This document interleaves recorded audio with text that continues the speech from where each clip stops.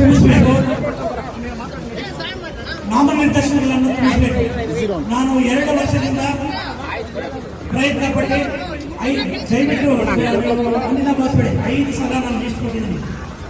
ನಮ್ಮ ಸಾಹೇಬರು ಕೂಡ ನಾನು ಲಿಸ್ಟ್ ಕೊಟ್ಟಿದ್ದೀನಿ.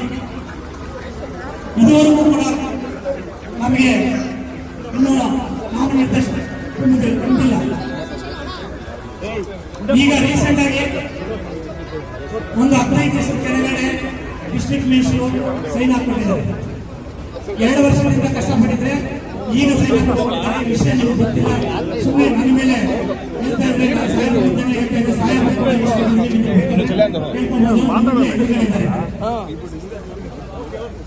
ಅದರ ಜೊತೆಗೆ ಮುಂಚೂಣಿಗಳನ್ನು ತುಂಬಿದ್ರೆ ನಾವು ಒಂದು ಕೊಟ್ರೆ ಕಾರ್ಯಕ್ರಮ ಮಾಡಿದಾಗ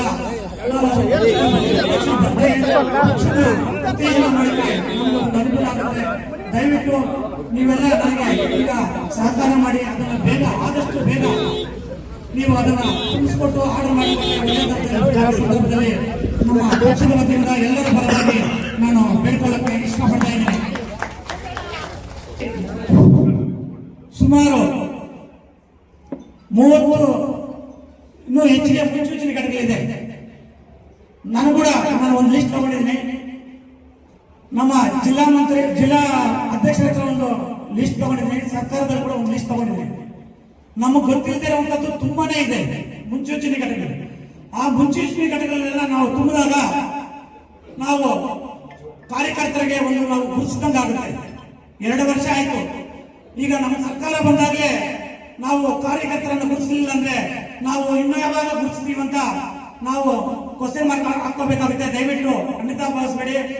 ನೀವು ದಯವಿಟ್ಟು ಈ ಮುನ್ಸೂಚನೆ ಘಟಕಗಳು ನಾಮನಿರ್ದೇಶನಗಳನ್ನ ನಾವು ಬೇಗ ಒಂದು 15 ದಿವಸದಲ್ಲಿ ಇಲ್ಲ 1 ತಿಂಗಳಲ್ಲಿ ಬೇಗ ತುಂಬಿಸಿ ನಾವು ಇಲ್ಲಿ ಪಕ್ಷದ ಸಂಘಟನೆಗೆ ನಮಗೆ ಸಪೋರ್ಟ್ ಮಾಡ್ಬೇಕಂತ ನಾನು ಈ ಸಂದರ್ಭದಲ್ಲಿ ನಿಮ್ಮನ್ನ ಒತ್ತಾಯಿಸ್ತಾ ಇದ್ದೀನಿ ಮತ್ತು ಬೇಡ್ಕೊಳ್ತಾ ಇದ್ದೀನಿ.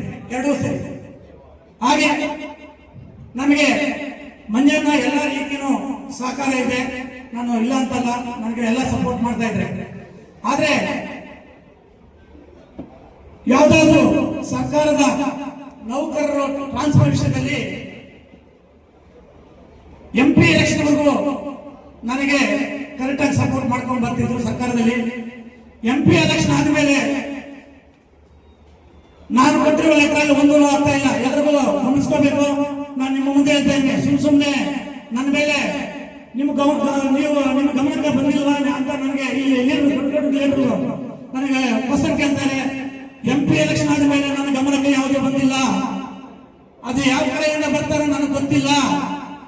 ನೇರವಾಗಿ ಮಿನಿಸ್ಟ್ರಿ ಕಡೆಯಿಂದ ಇಲ್ಲ CM ಆಫೀಸ್ನಿಂದ ಬಂದು ಇಲ್ಲಿ ನನಗೆ ಬೊಕ್ಕೆ ಕೊಡಕ್ಕೆ ಬರ್ತಾರೆ. ಅಷ್ಟು ಬಿಟ್ಟರೆ ನನ್ನ ಮುಖಾಂತರ ಯಾವುದು MP ಎಲೆಕ್ಷನ್ ಆದ್ಮೇಲೆ ನನ್ನ ಮುಖಾಂತರ ಯಾವ ಸರ್ಕಾರ ನೌಕರರುಗಳ ನನಗೆ ಸ್ವಲ್ಪ ಇಲ್ಲಿ ಪ್ರಾಬ್ಲಮ್ ಆಗ್ತಾ ಇದೆ. ಅದನ್ನು ಎಲ್ಲರೂ ಗೊತ್ತಾಗ್ಲಿ, ನಿಮ್ಮ ಮುಂದೆ ಗೊತ್ತಾಗ್ಲಿ.